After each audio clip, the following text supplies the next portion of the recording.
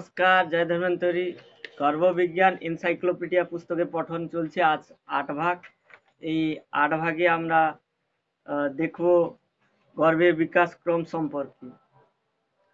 প্রথম মাস, তত্র প্রথমে মাসিনা কল্লোলম জায়তে, অর্থাৎ শুক্র এবং আর্তবের সংযোগে উৎপন্ন গর্ভ প্রথম মাসে কল্লোল অর্থাৎ প্রবাহের মতো হয়ে থাকে। দ্বিতীয় মাসে বাত, পিত্ত এবং কফ এই পঞ্চভৌতিক সমূহ পরিপক্ক হতে থাকে। এই সমূহ পরিপক্ক হয়ে পিণ্ড গোল আকৃতির যুক্ত হলে পুত্র সন্তান, পেশি অর্থাৎ রসুনের কোয়ার সমানের আকার হলে পুত্রী সন্তান, এবং যদি গোলার্ধ আকৃতি হয়ে থাকে তবে নপুংসক সন্তানের উৎপত্তি হয়ে থাকে। তৃতীয় মাস, গর্ভের তৃতীয় মাসে 2 হাত, 2 পা এবং একটা মাথা এই প্রকার 5 অঙ্গের সূক্ষ্ম পিণ্ড আকৃতি হয়ে থাকে এবং গ্রীবা, বক্ষ, উদর, পৃষ্ঠ, হনু, নাসিকা, ওষ্ঠ, কান, অঙ্গুলি ইত্যাদি অঙ্গ প্রত্যঙ্গ এর সূক্ষ্ম বিভাগ অস্পষ্ট রূপে দেখতে পাওয়া যায়।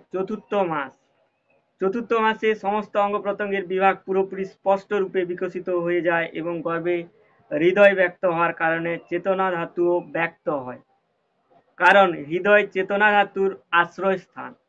ঠিক এই কারণে চতুর্থ মাসে শব্দ স্পর্শাদি সমস্ত ইন্দ্রিয় বিষয়ের ইচ্ছা ব্যক্ত হয়, এক গর্ভের এবং আরেক গর্ভিণী।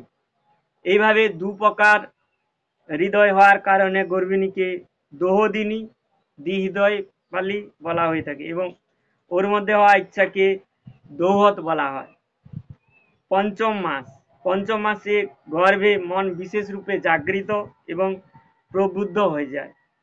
ষষ্ঠ মাসে গর্ভে বুদ্ধি প্রাপ্ত হয়।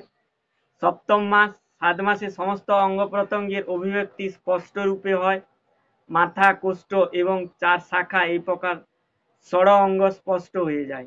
অষ্টম মাস, 8 মাসে গর্ভস্থ শিশুর হৃদয়ে স্থিত ওজ ধাতু চঞ্চল হয়, অর্থাৎ ও বারবার গর্ভের হৃদয়ে এবং কখনো মাতার হৃদয়ে স্থিত হয়ে যায়। এই কারণে 8 মাসে জন্ম নেওয়া গর্ভ মৃত্যু ভয় অধিক থাকে। নবম, দশম, 11, 12 মাসে জন্মানো বাচ্চা সুস্থ এবং জীবিত থাকে। এছাড়া যে কোনো মাসে জন্মানো বাচ্চা বিকারযুক্ত হতে পারে। আজ এই পর্যন্তই। নমস্কার। जय आर्य जय आर्य जय आर्य जय आर्य।